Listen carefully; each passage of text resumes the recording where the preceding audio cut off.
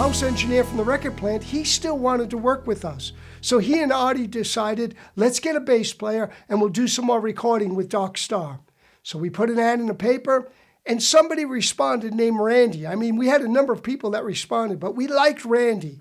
Randy got the audition, but the night after the audition, he went to a Bible study. Can you believe it? He goes to a Bible study and he becomes a Christian. And he becomes a Christian with a mission in life. He felt like his whole mission now was to get Doc Starr to become Christians. So the very next day, he starts preaching to us about Jesus and the Bible and all this stuff that we don't want to talk about. We want to play rock and roll. We want to get ready to go back in the studio. We got the record plant ready to give us opportunity to record. And this guy's talking about going to church. It didn't fit at all. And suddenly there became a real tension in the band. Two of the members of the band, they opened their hearts to what Randy was saying. Michael and Shoshana, they opened their hearts for Jesus.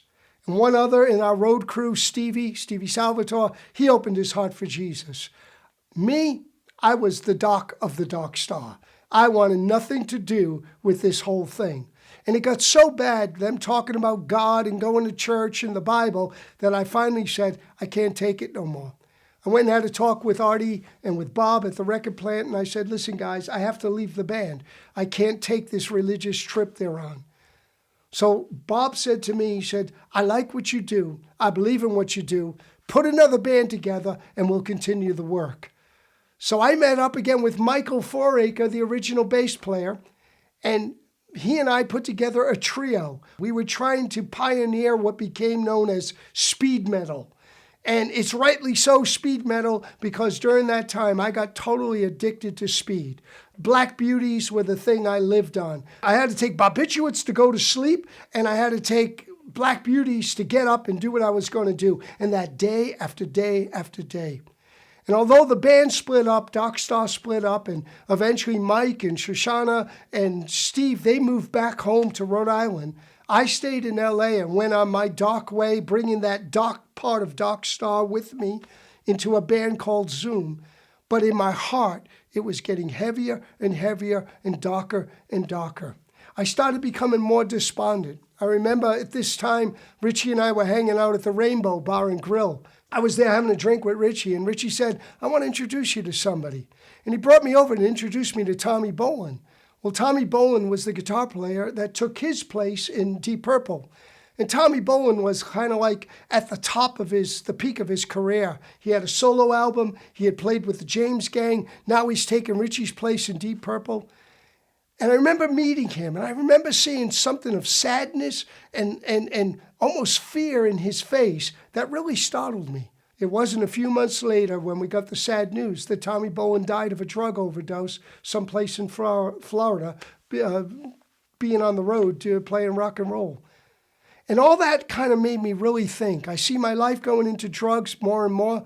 I see people that I thought were there where I want to be not really being happy like I thought I would be if I was rich and famous. And it really made me wonder, but what am I doing with my life? I remember the last session I did with the band Zooom. Bob organized for us to go into the record plant. It was New Year's Eve, 1976. Stephen Stills was there recording. They were in Studio C, which was the big sound studio there. And they had taken a winter break, it was between Christmas and New Year's. And we went in on New Year's Eve. And so we had this whole sound studio. Stephen Stills' equipment is all over the place. And Bob said, hey, listen, we can set up here. We can record here. We have the place for us for the next couple of days. And I remember we recorded, and we started recording like 8 o'clock at night. And around 9 or 10 o'clock, somebody walked into the session. Kind of really surprised me because you don't normally walk into someone's sessions if you don't know who they are. And then I looked again and I noticed, ooh, that's Frank Zappa.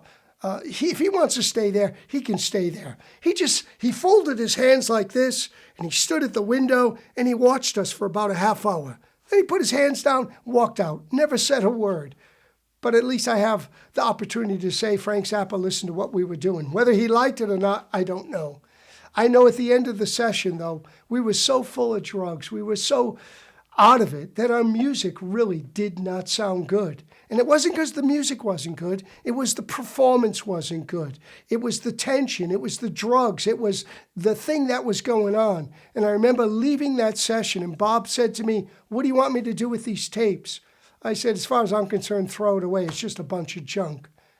I realized at that point I had hit rock bottom in my effort to become a rock and roll star, to play music, to be a recording artist.